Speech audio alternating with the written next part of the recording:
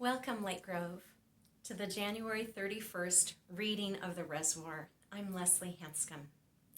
We're beginning month 14, the God-saturated life, partnering with the Trinity. And the question posed in today's reading on page 317 is this: how can we partner with God to affirm the goodness of creation?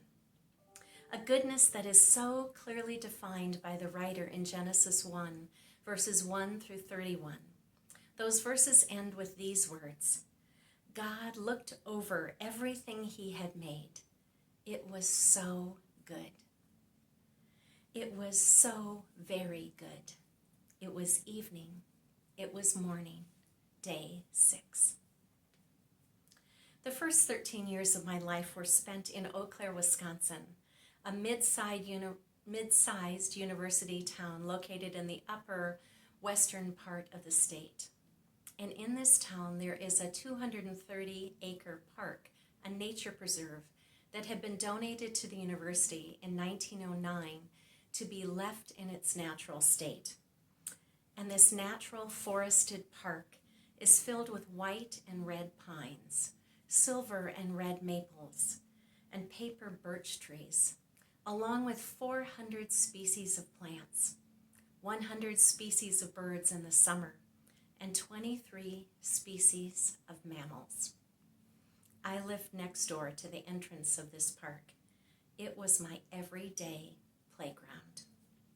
I remember seeing my first pileated woodpecker darting elusively in the trees.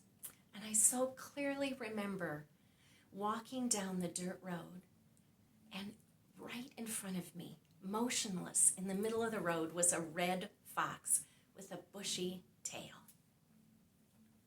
As I biked down the 2-mile-long road, or sledded down the steep hills between the pines, or walked along the creek that had been dammed up by beavers, God's creation was all around me. Webster defines worship as this: to adore, to pay divine honors to revere with supreme respect. All active words, verbs, because worship is something we do. And for us as followers of Jesus, that doing is directed to God, the creator of every one of those 400 species of plants, 100 species of birds, and 23 species of mammals. The act of worship is not confined to any place or any time of the week.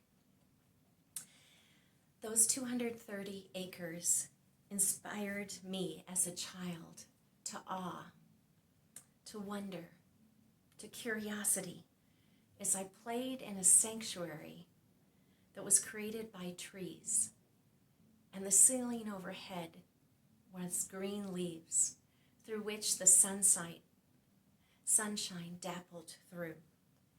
I discovered in that place the awesomeness of God.